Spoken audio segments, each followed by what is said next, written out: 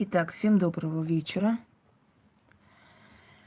Дорогие люди, а точнее, дорогие товарищи. Я сегодня приклеила свои усы, взяла свою трубочку, и вот товарищ Сталин будет с вами говорить. У меня, наверное, сегодня самый культурный день, потому что я очень культурно, без мата, без оскорбления ваших тонких душевных струн буду ставить всех по местам. Итак, друзья мои,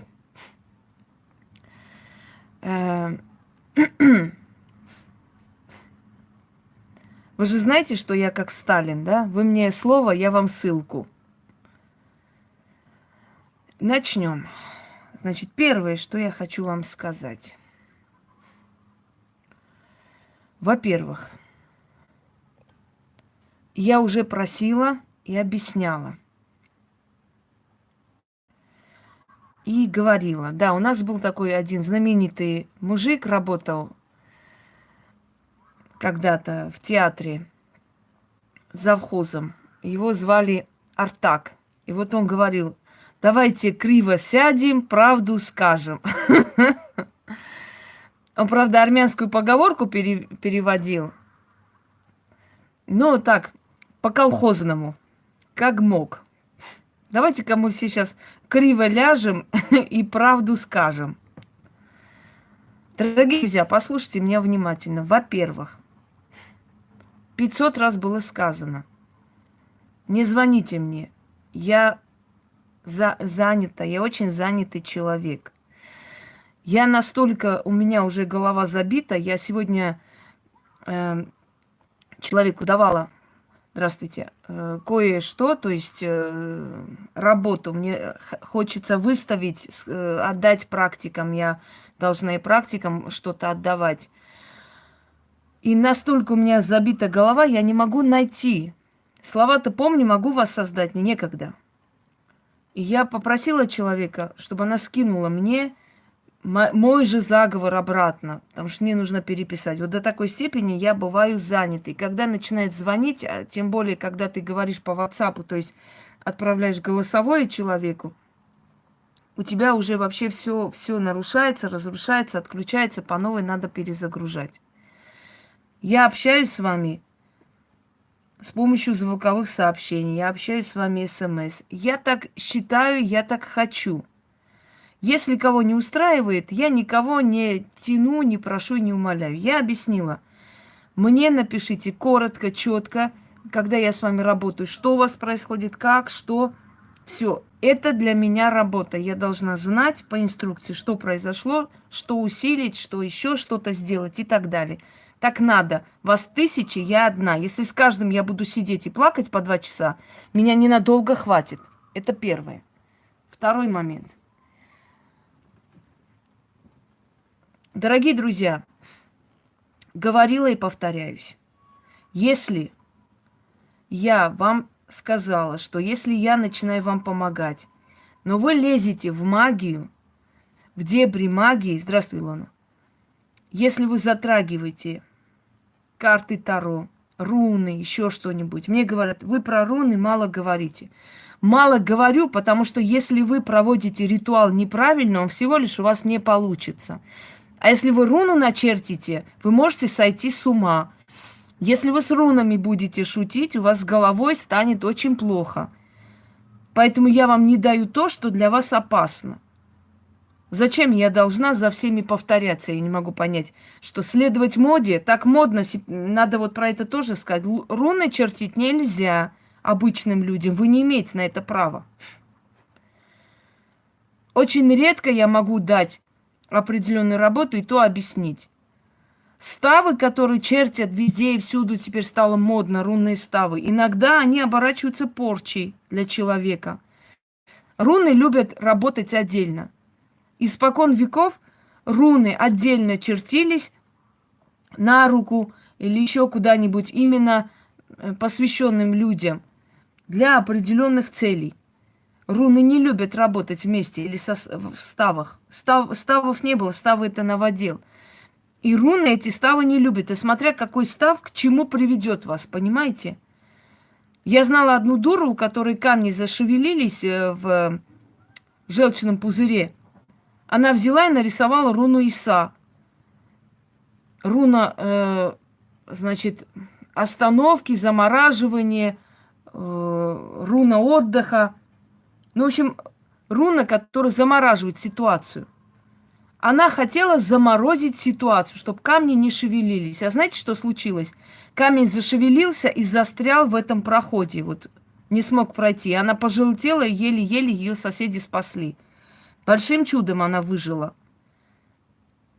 Другая женщина рунные чистки где-то взяла в интернете, пошла с матерью, с братом, начали чиститься.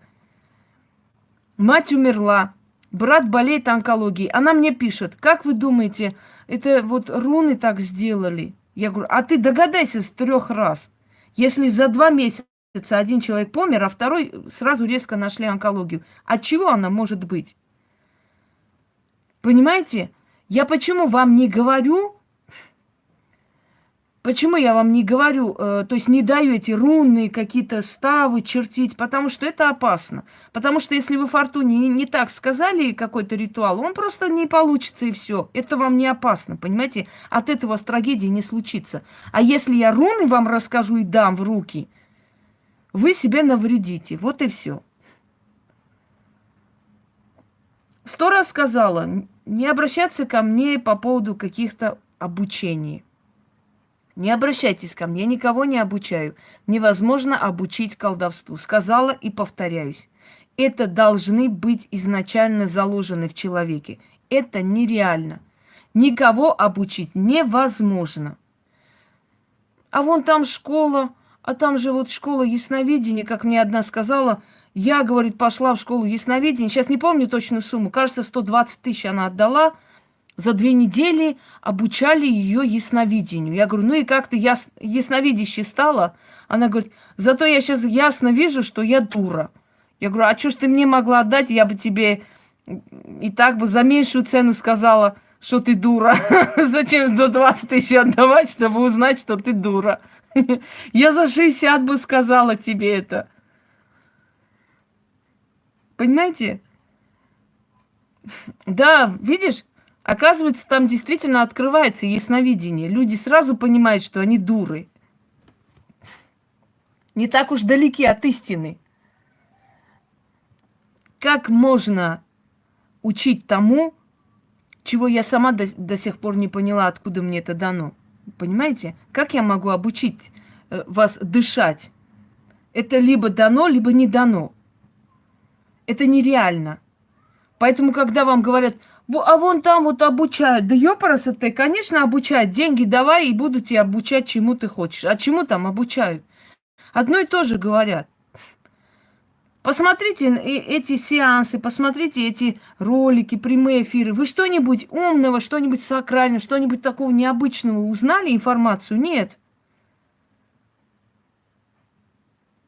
Что вы узнали? Ничего. Ну, узнали, кто такие домовые, водяные. Вы это можете сами прочитать, не платить за это деньги. Это, понимаете, как знание, это узнать что-то такое и как-то вот следовать вот такому пути жизни и поменять свою жизнь. Вот это говорит о знаниях. А одно и то же, здесь говорят, там говорят, это не знание, это всего лишь повторение, это всего лишь собрать дур. Вот учимся смотреть на картах. И ведь самое интересное, ответственности никакой. Понимаете, вот я тебя учу, а вот если ты не смогла обучиться, ну, а что делать? Это уже твои проблемы. Вот так вот, ну, вот ты не способна, значит. Я пыталась в тебе пробудить эту силу, знания, я не знаю, дар открыть, а вот не открылось. Вот так вот получилось, извините. Все. Дорогие друзья, на несколько миллионов человек есть одна ведьма, сильная ведьма. Естественно, наказывают. Ну, как закончился Чумак, Кашпировский, как они? Безвестность и в бедности. Конечно, наказывают. Таро – это не просто какие-нибудь, как вам сказать, Это не просто карты, это не просто бумаги, это не просто рисунки, дорогие друзья. За картами Таро стоят духи, силы. И этими силами надо владеть. Эти силы должны вам помогать. Вы можете взять самые древние, самые сильные заклинания, они у вас не получатся, а могут еще наоборот вам навредить, если вам не дано это, понимаете? Ваша энергия должна привыкать к этим силам. Когда ты много лет практикуешь, твоя энергия реально привыкает к этим силам. И ты понимаешь, что уже все лучше и сильнее у тебя получается. Почему? Потому что ты становишься в один ряд с этими силами. Вы практически одинаковые становитесь по энергетической вот этой вот чистоте. И ты только сказала, они уже тебя услышали. Только человек к тебе пришел, попросил о работе, ты уже только начала с ним работать, а у него уже перемены есть. Вот это все происходит, потому что тебе это дано. Но если тебе это не дано, ты можешь карты купить, ты можешь руны купить, ты можешь все что угодно делать. Не получится ничего, дорогие друзья, ничего. Если кому-то кажется, что это легкие деньги, мне жаль этих людей. Если им кажется, что ну вот возьму сейчас старок, возьму где-нибудь, куплю, что-нибудь кину, что-нибудь скажу там и так далее. Это мне жаль этих людей, потому что у них очень страшная впереди расплата, они даже не подозревают. Как и у всех, кто сунулся туда без спросу. Теперь смотрите. Вот если бы я потеряла совесть и пользовалась бы любой ситуацией человека... Здравствуйте, Роман. Я никогда не пользуюсь бедой человека. Я беру за свою работу. Я ценю свой труд. Но я никогда этим не пользуюсь. Что вот я нужна, и человек пришел. Когда, я вам говорила еще раз, когда приходят люди и говорят, вот нет, нельзя здесь задавать вопросы. Вот мне вот дом продать, посмотрите, я продам. Я говорю, за это не нужно мне платить, приходить за консультацию. За это мне оплачивать не надо консультацию. Идите, сделайте ритуал на удачу и продадите. Зачем вы пришли? Ой, а мы вот не изучали канал. Особенно вот мне нравится вот этот момент. Мы канал не изучали. Или мне некогда изучить канал, помогите, пожалуйста. Я говорю, посмотрите, кому вы доверяете свою жизнь. Ну вот, пожалуйста. Посмотрите, кому вы доверяете свою жизнь. Может, я не та, за кого себя выдаю. В конце, разве вам не интересно, кому вы собираетесь платить деньги? Вам не интересно, что это за человек? Вот, ничего она не видит, она вот такая Если бы я была такая досекая, я бы сказала, давай деньги, давай сюда, давай, я тебе буду помогать. Если бы я была такая. А поскольку я человек порядочный, я говорю, подумайте, обдумайте, изучите, посмотрите, кто я за человек, что. Потом приходите, не спешите, я никуда не тороплюсь. Раздражает людей это. Я думала, они должны понять и наоборот быть рады, что есть разумный подход. Нет, их раздражает. Быстро помогай, вот прямо сейчас помоги мне. Вот прямо сейчас сделай, вот сейчас же. Я говорю, какая у вас проблема? Вот вам некогда изучить канал. Что вы хотите? С чем вы пришли ко мне? Что вам надо? Я знаю, что ей надо. Спрашиваю. Вот мне мужа вернуть. Я говорю, я поэтому вам и говорю, женщина, изучите мой канал. А зачем? Я говорю, потому что там написано. Написано, я привороты не делаю. Я даже на сайте большими буквами попросила ребят написать, привороты не делаю. Чтобы любой, кто зайдет, посмотрел и понял, не делает она привороты. Не хочу я этой херней заниматься, оно мне не интересно. А кто этим занимается, как правило, ни хера не умеет и не знает. Просто бизнес для них. Сначала схавать с вас деньги, а потом запугивать. Вот и все. Я просто думала, что вы же ведьма. И что дальше теперь? И самый тупой вопрос. А чем вы тогда занимаетесь? Вот тогда я посылаю на 3 буквы, потому что я не собираюсь, понимаете, я не собираюсь кому-либо сидеть и рассказывать, чем я занимаюсь, чем я не занимаюсь. Я сказала, я это не делаю. Это мое право, все. Да, на сайте выходит. Я говорю вам сразу, я это не делаю. А что я делаю, это уже не ваше дело. Это все равно, как на улице подойти к человеку и сказать, дай сигареты, да? Он говорит, я не курю. А что тогда ты делаешь? Это не твое собачье дело, что он делает. Он сказал, я не курю, нет у меня сигарет. Все, остальное это уже тебя не касается, что он там делает. И, понимаете, чего он не делает. Вот это он не делает, не хочет этого делать. Помогите, да, как одна. Помогите, да, свекровь убить. Что, поможете убить? Я хочу свекровь убить. Помогите, да. Игнорировали. Понятно, аферистка. Значит, если я не помогла ей убить свекровь, я аферистка. Понятное дело. Конечно. Надо было ее обчистить, эту дуру тупорылую. Сказать там 100 тысяч мне отправь, я вот все сделаю, все, потом сказать, а вот сейчас вот это все, сейчас твоей свекрови я все покажу, и вот тогда я была бы хорошая, правда? Помогите ей убить свекровь, дура набитая.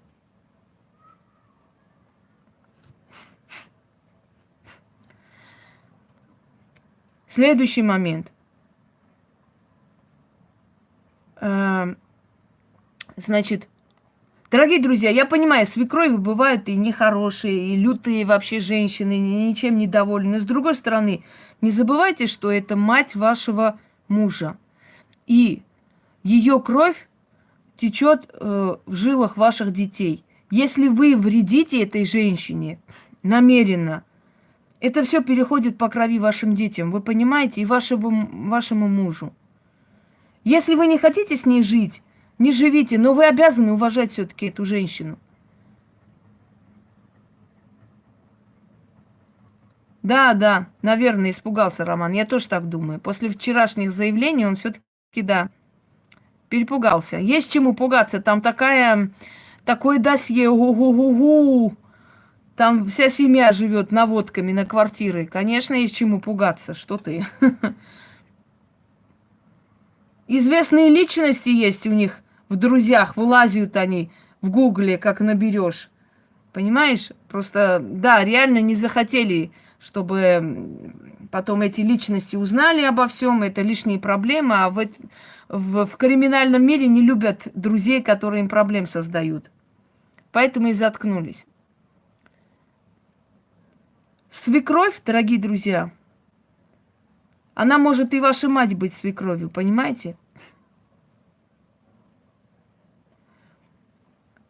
Она женщина, которая родила вам сына. Уважайте ее.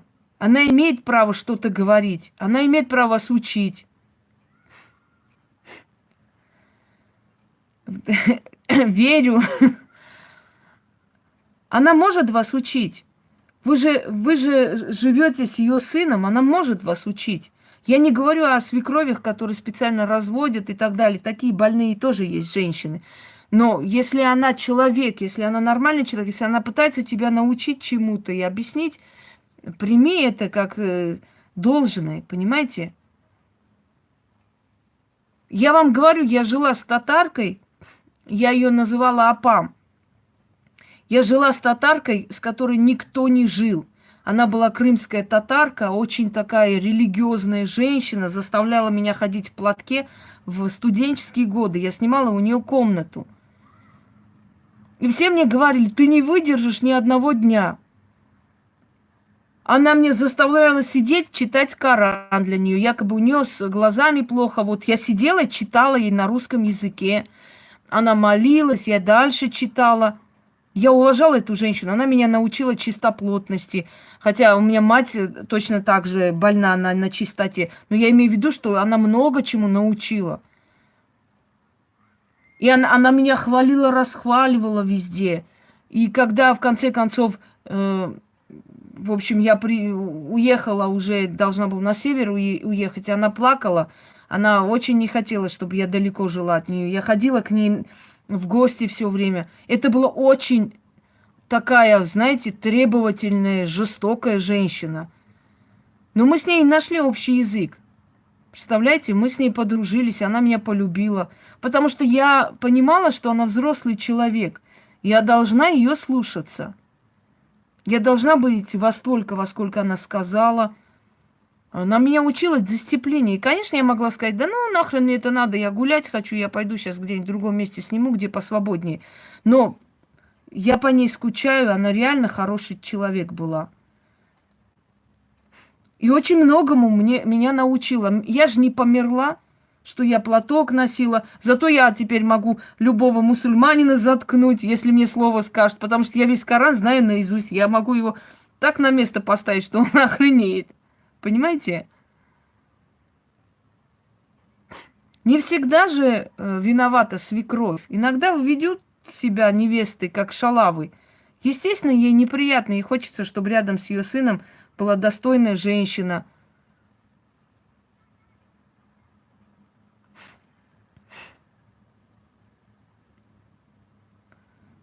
Да, как бы оно там ни было, ну, с характером или что, Роман, может и подальше надо держать. Я согласна, что у каждого человека должна быть своя жизнь, но это мама. Она обязана, должна уважать вашу маму. Я думаю, что она уважает, понимаете? Это вы можете прикрикнуть, что-то сказать, но другим позволить на свою мать наезжать никто не позволит. Я могу с мамой там спорить, на громких тонах что-то сказать. Но я не позволю никому, маме моей, что-то обидное говорить. Потому что это наша мать. Какая бы она ни была, она наша, и мы должны о ней заботиться, и как бы там ни было. Вот именно.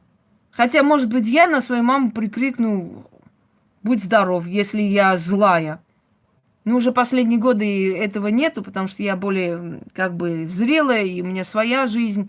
Но в любом случае, я, может, и скажу своей маме сама, но другим я не позволю это говорить. Ищите какую-то причину в себе тоже, понимаете? А, стрелять умеет. Да, вашей жене надо себя вести как чинно, благородно. Особенно, если она гранату может кинуть. Не надо.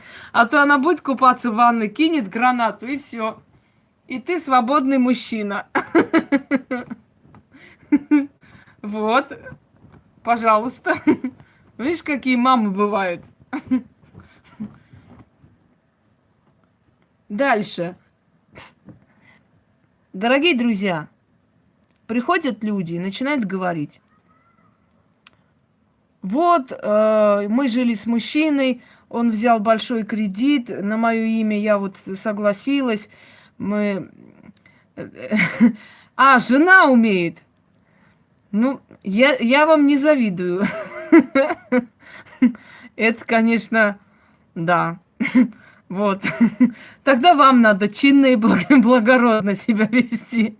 На всякий случай. Так что, женщины, учтите.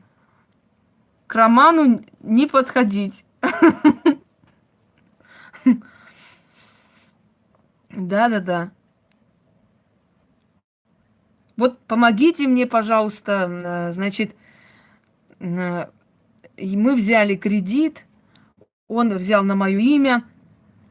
Потом мне пришлось квартиру продать, он пошел к другой бабе, он не платит, я пыталась его там пристыдить, не получается, с судом я не смогу забрать деньги, потому что нет у меня доказательств и так далее, помогите, я вот с детьми живу, там с другим мужчиной, он может меня выгнать, целую историю. Вопрос задаю, скажите, пожалуйста, а что вы хотите от меня? Что я должна делать в этой ситуации?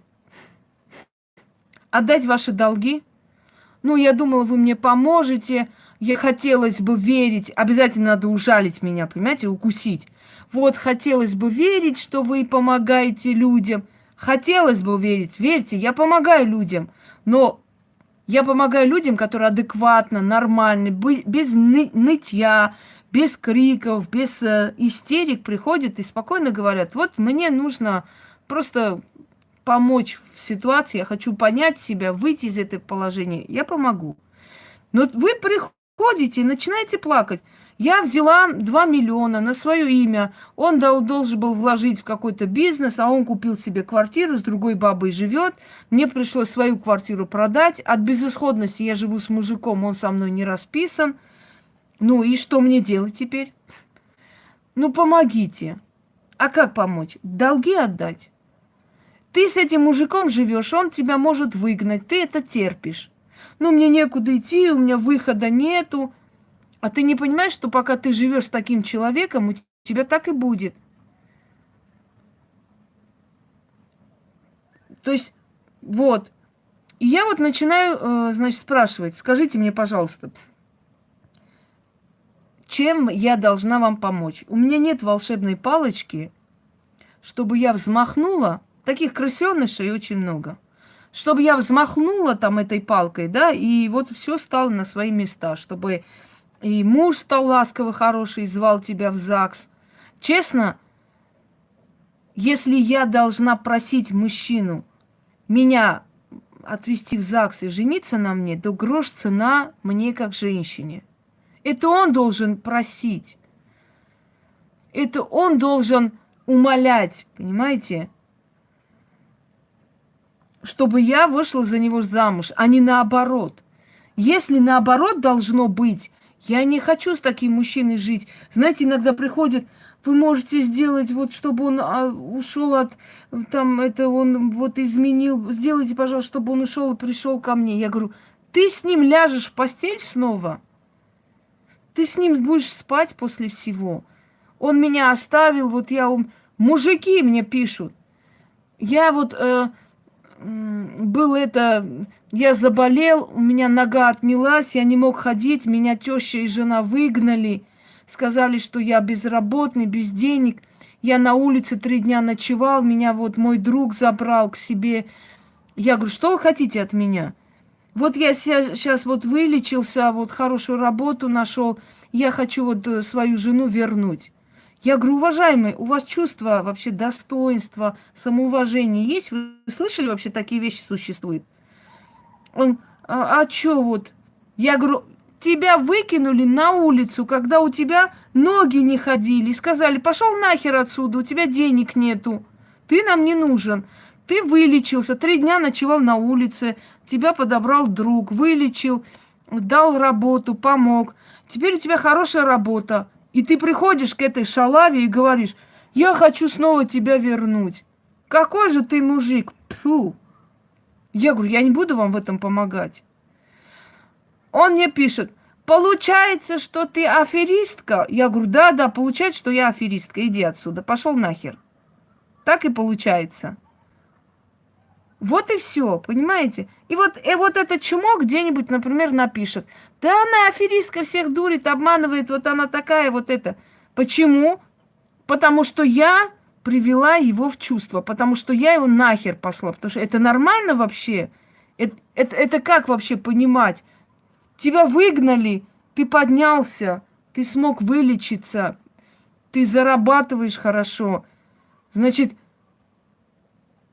чего?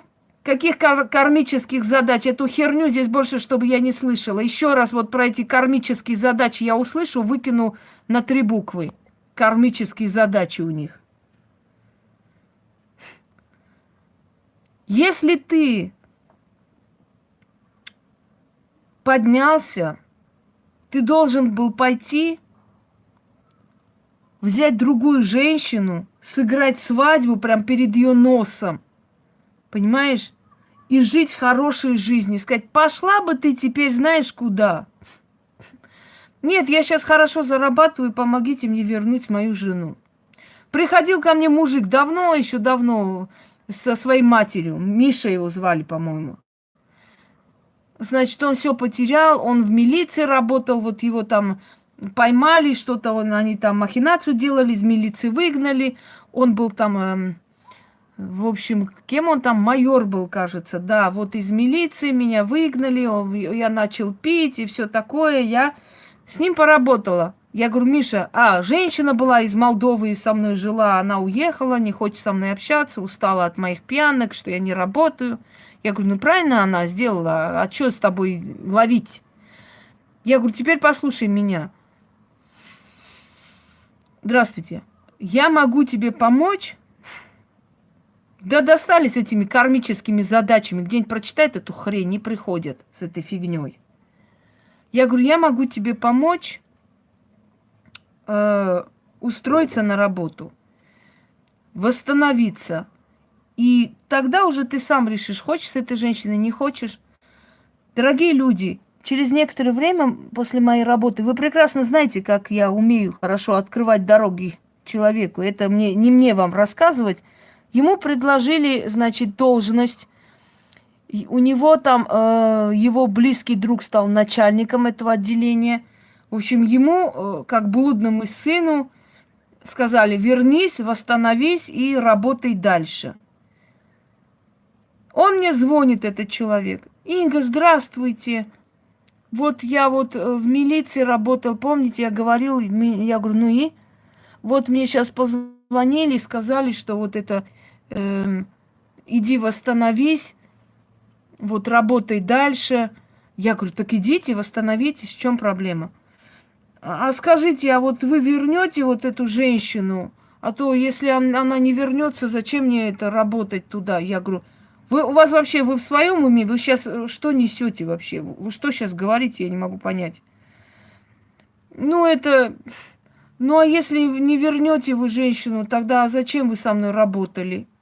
Обалдеть. Я говорю, слушайте, Михаил, идите, пейте дальше, сидите на шее матери и плачьте о своей несчастной судьбе. Давайте, идите отсюда, идите. До свидания. Потом он просил через маму, пожалуйста, вот пускай она мне ее вернет. Я говорю, да иди ты нахер. Чмо, вот правда. Что ты за мужик, козел? Я тебе помогла восстановить твою репутацию, подняться, получить свою работу обратно. Ты, придурок, сидишь, если она не вернется, зачем мне надо? Ну тогда, иди сиди, пей дальше, если тебе это нравится. Есть люди, которые просто любят пить. И причем я помогла им абсолютно даром. Вообще даром абсолютно. Пришла мать, упала мне на колени, плакала. Я говорю, ладно, притащите своего майора, посмотрим, что можно сделать. Вот тебе и на, сказали мне. Если она вернется, мне условия ставит, понимаете? Обалдеть. Я говорю, я ничего не понимаю. Это что за условия мне поставили? Если не вернется, зачем мне это нужно? Ну и все, до свидания. Иди дальше, плачь. А Тарик, точно. Я даже не знаю, как он дослужился до майора с такими мозгами. Я вообще понятия не имею, если честно. Кто его до майора дотянул? Тоже, наверное, бабы. Кто-то поговорил, кто-то попросил. По-другому я не могу понять. Ну вот дослужился как-то. Есть такие, дослуживается. Прям смотришь, думаешь, ну обалдеть можно, у тебя мозгов нет. Как ты туда попал вообще?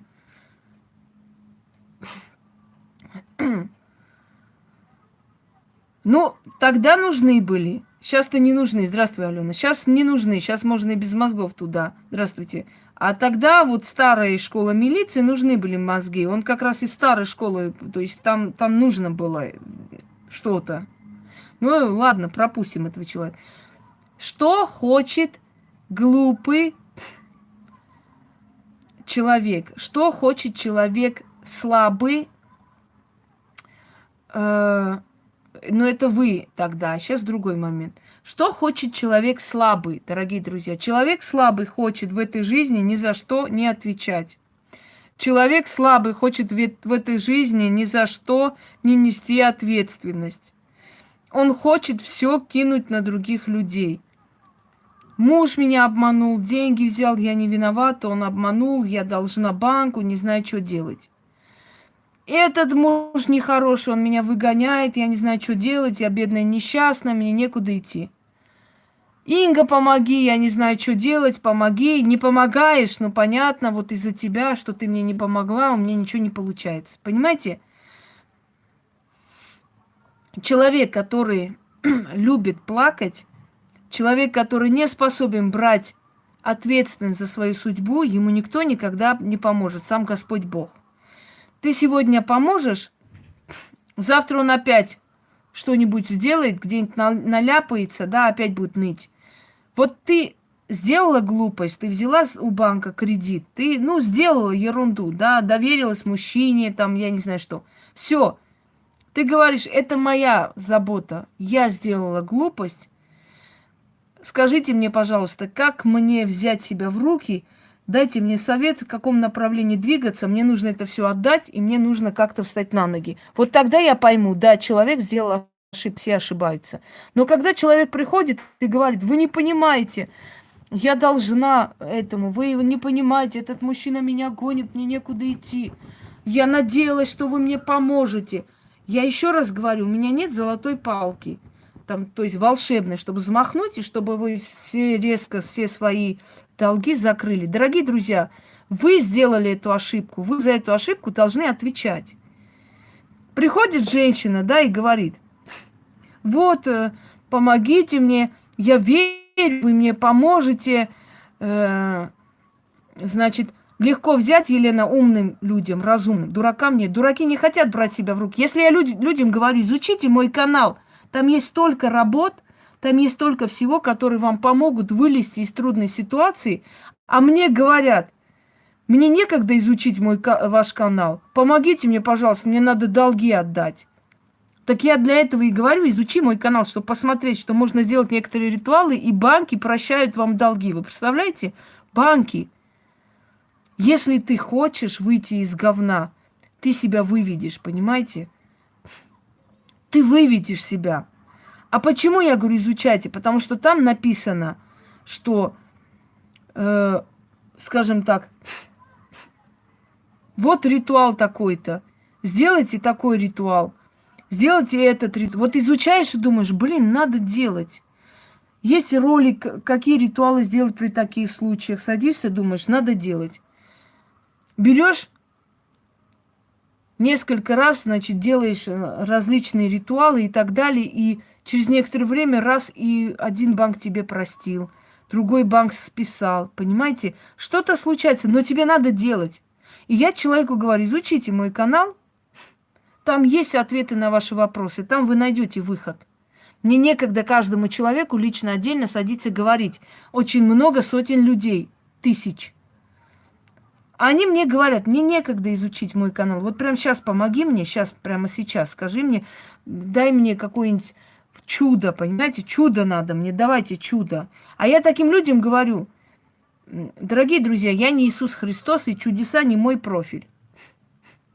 Или приходит человек и говорит, помогите, пожалуйста, Инга, вот зятю должны дать квартиру, он развелся с женой, пускай вот эту квартиру моей дочке отойдет. Еще свекровь там что-то делает, я хочу, чтобы она, значит, умерла, чтобы что-то с ней случилось, чтобы он там, значит, помер. То есть она померла, чтобы она оставила в покое мою дочку. И еще мне надо, вот соседка мне мешает, и вот я очень хочу, значит, дачу купить, не могу купить, помогите. И ты сидишь и думаешь, если бы я могла так хорошо, все легко и просто получать, я бы себя делала. Но в этой жизни просто так ничего невозможно делать. Если ты ничего не отдаешь, чтобы взять квартиру, нам отдал, чтобы теща померла, чтобы соседи заткнулись, онемели, чтобы дача построилась. Красота. Понимаете? Я сразу говорю, я, конечно, очень извиняюсь, но чудеса – это не мой профиль. А я сейчас вам объясню, почему они это пишут. Они смотрят и видят, люди пишут, понимаете? Спасибо, Инга, вот у меня получилось вот это, вот у меня работа получилась. Реально получается. Но усилий нужно, дорогие друзья. Вот сначала получаешь работу хорошую, потом получаешь покровительство на этой работе, потом получаешь новую должность, и вот так вот поднимаешься. И люди пишут, спасибо вам большое, вот, например, за короткое время с помощью ваших ритуалов я начала, скажем, получать то, что я хотела. И они это все читают, вот заходят и говорят, я уже давно на вашем канале. Я говорю, насколько давно? Вот 2 недели я смотрю, я говорю, за 2 недели вы зашли, посмотрели. Вот, помогает людям. Люди пишут, благодарят, все такое. Помогите, пожалуйста, мне. Я говорю, вот смотрите. Да, расскажу про абракадабру. Это хорошо, что напомнили. Я напишу себя. Я говорю, послушайте меня. За 2 недели ты посмотрела и увидела, сколько людей написали, да? Но ведь внизу же сказано, я делала вот этот ритуал, я делала вот тот ритуал. Знаете, как мне отвечают? Инга, скажите, а вы это сами можете за меня сделать? Я говорю, я сама за вас сделать не смогу, тогда вам придется прийти ко мне и заказать работу.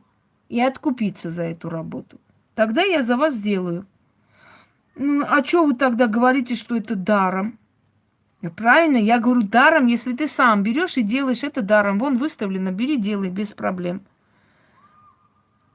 Ну, я просто боюсь сама делать. То есть я должна подарить, еще сверху я должна для них делать. Потому что это же даром дается, правильно? Значит, даром и делай. Это первый момент. Второй момент. Выходит ритуал, с утра звонит Яне. А где ритуал? Прям вот так. Дайте мне ритуал сюда. Киньте мне сюда ритуал. И вот как таких не послать далеко? Скажите, вот говорят, ой, она такая, вот она вот посылает, она грубиянка. Мне пишет, утром просыпаюсь, пишет. А чё, алло, чё, не слышно? Чё не отвечаете? А почему? А я пишу, алло, Я смотрю, я говорю, что это вообще происходит? Значит, там написано, вы ритуал выставили вчера, а вот внизу текста нету. Дайте мне текст, я хочу сделать. Я говорю, иди нахер отсюда, я сплю. И до свидания. Понимаешь? То есть он пишет в 6 утра, и где ты, и что ты, и алло, и. Ну вот и скажите, что я грубая. Мне кажется, если бы каждый из вас на моем месте еще дальше бы послал, понимаете, еще теплее. Следующий момент. Дорогие друзья, приходит и начинает. Вот бывшая жена занимается магией, бьет по черной магии. Послушайте, откуда вы знаете, что такое черная магия? Откуда вы знаете, как бьют по магии? Понимаете как? Есть бывшие жены, я не оправдываю. Есть такие бывшие жены, что не дай бог. Но я хочу вам объяснить. Во-первых, не у каждого получается, что они делают, подклады или что-нибудь еще. Это не говорит о том, что у них получится, понимаете, делать. Одно дело сказать, я тебя магией изведу, другое дело уметь это делать. Любого человека поймай, скажи, там, занимайся магией. Это не говорит о том, что у них получится. Мало того, что они сказали, это еще должно получаться. Это первое. Во-вторых, ой, бывшая жена изводит магию. Я говорю, и как это происходит? Ну вот он начал пить, он начал оскорблять. Я говорю, при чем здесь бывшая жена? Да, наверное. Я говорю, при чем здесь бывшая жена? Он сам алкоголик, он сам слабовольный человек. Вот он так и живет. В чем дело вообще? Ну вот жена его там бьет по магии. Я говорю, хватит эту херню мне писать. Понимаете? Хватит эту ерунду мне писать каждый день. Прям бьет по магии. Знаешь почему? Потому что каждый человек судит по себе. Если ты бегаешь по колдунам и ведьмам, если ты бегала и оторвала его из семьи, то, естественно, ты по себе судишь. Теперь что-нибудь не то, ты сразу думаешь, ага, она ходит по каким-то бабкам, что-то делает. Может, ей уже плевать на вас давно. Но если это бывшая жена, наверняка она требует помощи для ребенка, это не нравится. Понимаете? Ну вот как только ты станешь бывшей женой, сразу поймешь, какая она, сразу в ее шкуру войдешь. Она хочет помощи для ребенка, она хочет внимания для своего ребенка. Ты стал как бы ее бывшим мужем, но ты же не стал бывшим отцом. Ты бегаешь по бабкам, и тебе кажется, что все так бегают, понимаете? Если еще раз вот подобный дебильный вопрос здесь прозвучит, я вас выкидываю. Все.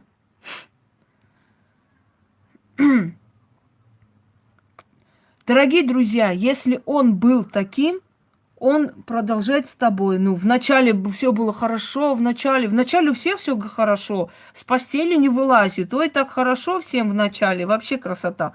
А потом ты становишься женой. Ты от любовницы превращаешься в жену. И все, что он своей жене делал, он начинает делать тебе. Он начинает тебе грубить, он начинает пить при тебе, он начинает шалавиться, он начинает изменять. Ну и все. А с чего ты решила, что ты лучше той жены, от которой он ушел? Очень интересно. Он точно так же будет. У нас была одна Марина, говорит, иду, говорит, за водой. У нас колонки были тогда. И смотрю, говорит, жена моего бывшего стоит там, и фонари под глазами, фингалы. Я, говорю, так подхожу, она лицо, значит, отводит в сторону. Я говорю, ну-ка, Оксана, сюда посмотри. Она, что тебе надо? Ты, говорит, ходила, при всех говорила, ну, у херовой жены муж херовый. Я говорю, помнишь, да? Так как же, говорит, я такая херовая жена, ходила не битая, а ты такая хорошая жена, битая ходишь каждый день. Понимаешь? Вот у херовой жены херовый муж. Конечно. А когда уже ей морду начал бить, вот теперь уже нехорошо. Теперь уже, да, теперь плохо. Не надо так никогда, дорогие друзья. А то как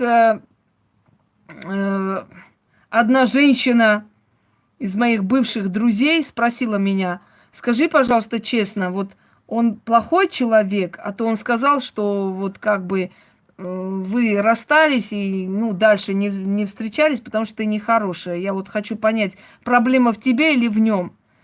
Я говорю, скажи мне, пожалуйста, а что он должен тебе сказать? Я такой козел, я такой моральный урод и чмо, что она не захотела со мной встречаться. Естественно, он скажет, она нехорошая была, поэтому мы расстались. А ты чего ждешь от него? Что он должен сказать? Он должен себя винить? Конечно, он скажет, что я нехорошая была, поэтому расстались. Это он-то со мной расстался? Никто никогда со мной не расставался, я всех посылала. От меня никто не уходил никогда и не хотел уйти. Так что давайте не будем. Так вот, когда вы приходите на бывших жен своих мужей жаловаться, дорогие друзья, я хочу вам сказать, не судите всех по себе. Если вы ходили по каким-то бабкам и вырвали его из семьи, это не говорит о том, что его бывшая жена ходит по бабкам, чтобы его вернуть. Есть такие жены тоже, есть. Я ж не говорю, я не обобщаю, но не у всех, не у каждого второго проблема в семье из-за бывшей жены. А просто потому, что он урод. А вы что хотели? Если он бросил своих детей, если он предал женщину, с которой жил, вы хотите, чтобы... знаете, чего?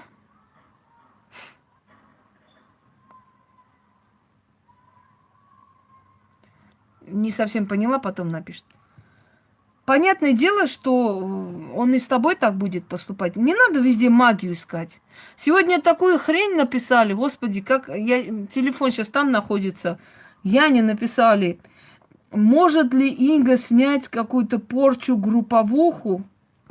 Дело в том, что у нас в Челябинской области появился какой-то колдун, наводит какие-то порчи. Значит, люди вместе сношаются, потом вместе идут, очищаются. И вот уже двое померли. Вот это, значит, их тянет, и жену тянет туда, и мужа тянет сношаться. Потом они все вместе идут чистить. Я ни хрена не поняла. Я сижу, думаю, что это вообще происходит, а? Я серьезно говорю. Вот такая галиматья, такая ой, я ничего, я говорю, чего? Кто где сношается, с группой, говорит, сношаются, потом вместе очищаются. И может ли Инга такую порчу снять? Блин, кого на блядстве поймают, все говорят, ой, на мне порчу навели, извините, я не помню просто, мне специально так сделали. Вот да, нехватка внимания, я тоже так думаю. Вот когда пенсионеры от нехер делать, вызывают, знаете, то милицию, то скорую, сидят с ними, общаются. Вот то же самое. Суровые челябинские колдуны. Порча групповуха. Ой, блин, не могу. Я полчаса до слез смеялась. Думаю, не, я с ними с ума сойду, реально. Это дурдом какой-то. Это дурдом. Вот. И на полном серьезе. Могу ли я такую порчу снять? Я говорю, может, они там порнуху снимали? С чего вы решили, что они все порченые там находились? Я не могу вообще понять. Ой, это веселая сторона нашего ремесла. Ну вот, дорогие друзья, я не... А таких много. Вы что думаете, это 1 и 2 случая? Таких полно. Таких просто полно. Душевно больных людей. И самая интересная фирменная фраза: я немножко тоже колдунья. Я тоже немного ведьма, вот. Когда ты их нахер посылаешь, они тут же тебе пишут. Дело в том, что я тоже немного ведьма, пришла тебя проверить, ты сильнее меня или я сильнее тебя. Я говорю, конечно, ты сильнее меня, как же, тут даже не обсуждается. Я говорю, давай, иди, убогенькая, иди, блаженная, через дорогу по бездорожью. Я чуть-чуть тоже ведьма, пришла тебя проверить. Господи, иди, вон туда. Знаете, бабка приходит к врачу и говорит, доктор, хочу, чтобы у меня грудь стояла. Врач говорит, ну-ка нагнись, бабушка.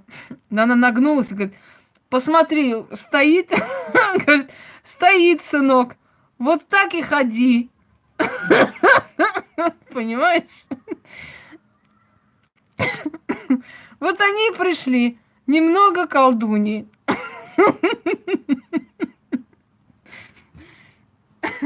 Ну стоит же, это ж хорошо. Ужас просто.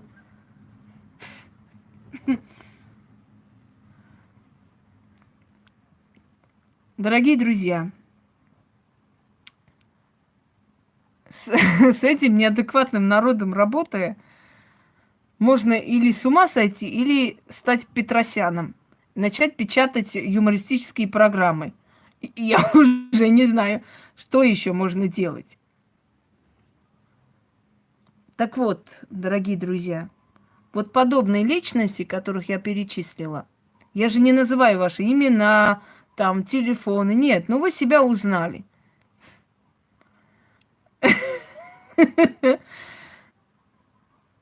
Я хочу вам сказать, не беспокойте меня.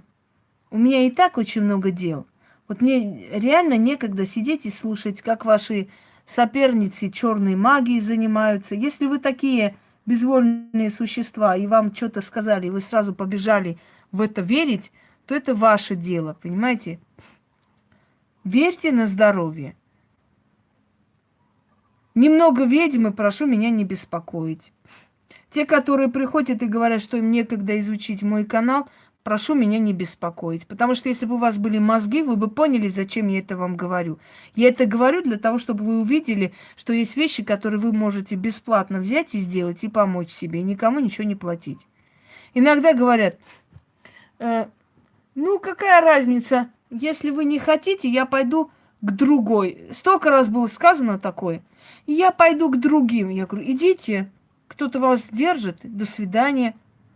Ой, Инга, у вас вот работы дорогие, а вот скажите, начинает кидать мне всяких этих, знаете, а вот скажите, что вы думаете об этих вот, об этой женщине, что вы, я говорю, послушайте меня, я ничего не думаю, я отвечаю только за свою работу. Это не помидоры продавать, которые, ну и здесь есть помидоры, и там вроде одни и те же помидоры на 10 рублей, тут дороже, тут меньше. Вы платите за сильную работу. Сильная работа дорого стоит. Никто вас не тащит. 100 раз сказано, возьмите, сделайте бесплатно. Вон сколько подарено. Вы платите не за помидоры, что вот помидоры можно и поменьше дать купить, как один хряк из Одессы тоже сказал. Вот можно и поменьше зачистку брать. Это не твое собачье дело, за сколько кто берет.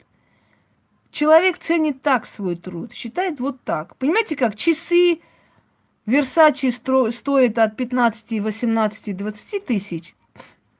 А есть другие часы, например, более, там, скажем так, приземленные. Они стоят 1000 рублей. И те часы. Но Версачи будет работать очень много лет. Оно смотрится, оно стильно и никогда не выцветает. А эти часы поработают, ну, максимум полгода, может быть, если дотянут. Пожалуйста, идите, берите. Это дешевле. Кто вам дает? Еще раз говорю, это не помидоры. Я вот здесь подешевле возьму, там подороже. Платит тому человеку, который сильнее, который лучше работает, который знает все, понимаете? А так можно, конечно, скажем так,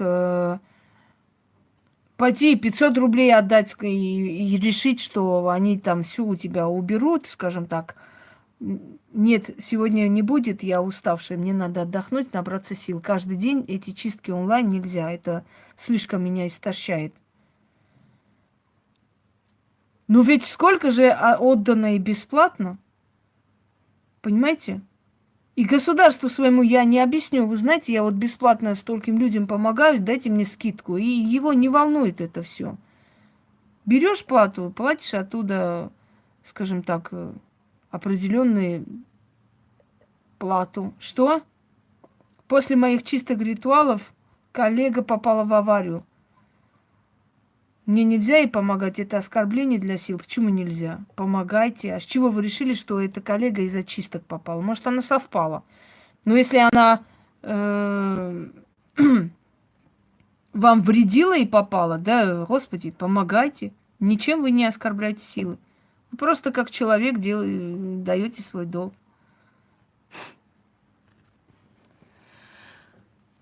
Дорогие друзья, я не помогаю безвольным людям, которые приходят, чтобы ныть, плакать, перекладывать все свои трудности на мою голову и уходить.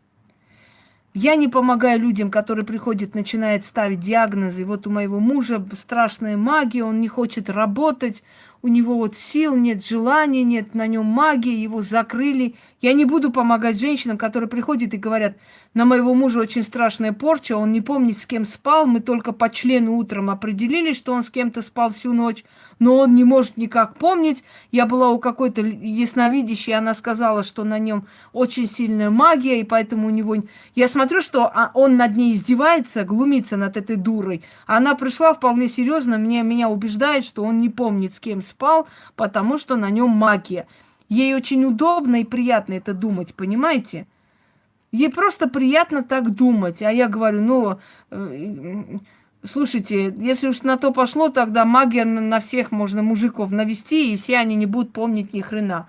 Какая ты хорошая женщина, тебе памятник надо поставить.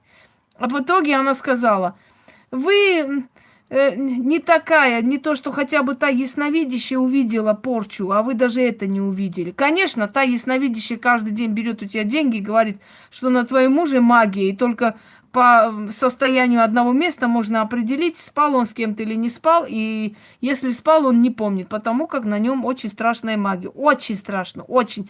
Такая жуткая магия, что он до утра с кем-то там трали-вали, утром приходит, все стерли, инопланетяне, все, вот начисто очистили. Ничего не помнит. Ой. Ужас.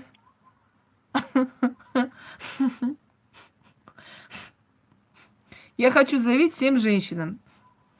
Нет такой магии, которая заставляет мужиков идти к другим бабам и с ними переспать. И нет такой магии, которая может стереть у человека память начисто. Ну, нету таких великих колдунов, еще не родились. Можно, конечно, но не за 5 минут. Понимаете? Вот. И вы приходите, недовольны уходите, и говорите, что я вам не помогла. Я не взялась за вас. Конечно, я за вас не буду браться. Ну, что за чушь собачья? Вот делать мне больше нехер, сидеть вычислять, с кем ваш мужик был всю ночь. И почему он это не помнит. Ой, не могу. Я не помогаю людям безвольным. которые приходят и начинают ныть. У меня муж пьет, он пьет, нас бьет каждый день и так далее. Помогите, спасите. Дорогие женщины, только одна помощь есть – уйти от этого человека. Уйдите от этого человека, и все будет хорошо. Но если вы собираетесь с ним дальше жить, он будет вас пить, значит, пить, пинать и пить, я не буду вам помогать. Потому что, бесполезно это все. Рядом с вами вампир находится. Как это вам помочь? Смысл есть в этом? Нет. Одним словом, дорогие люди, время от времени буду надевать свои усы, брать свою трубку, здравствуйте, здравствуйте, и воспитывать наше народонаселение. Да. Ой, кошмар. Как же ж я живу? Как же я существую после всего этого? Ой. Какой кошмар. Фу, ужас. Еще не хватало кого-то проверять.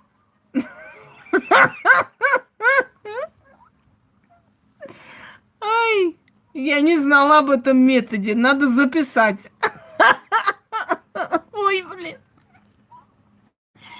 Ой, кошмар. Какой ужас. Ой, держите меня все. Да что же творится? Это вообще ужас какой-то.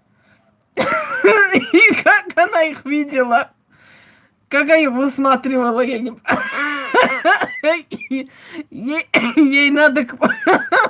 Ей надо к полынь. Там любят это дело. Все с яйцами, жопами.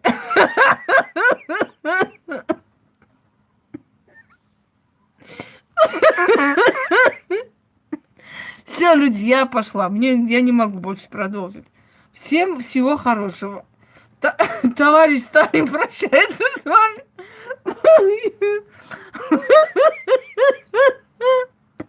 Какой ужас. Чего я только не узнаю в этом мире. Какой кошмар. Ой, блин. Фу. И хватит жаловаться на Яну. Яна не приняла, Яна меня отшила, Яна мне отказала. Яна не отказывает и не принимает. Она мне передает, и я говорю, я этого человека не принимаю. Она передает вам мои слова. На Берию тоже жаловались. Но Сталин все игнорировал. Она сама не придумывает от себя, примет кого или нет, дорогие друзья. Я сама решаю. И я говорю ей, понимаете? Ой, у меня там целое досье на нее написано. Фу, ужас. Ну это кошмар какой-то. Все, дорогие друзья. Всем удачи и всех благ. Идите, наливайте ванны. Вы сами знаете для чего. Ой, все, все. 1, 2, закончили.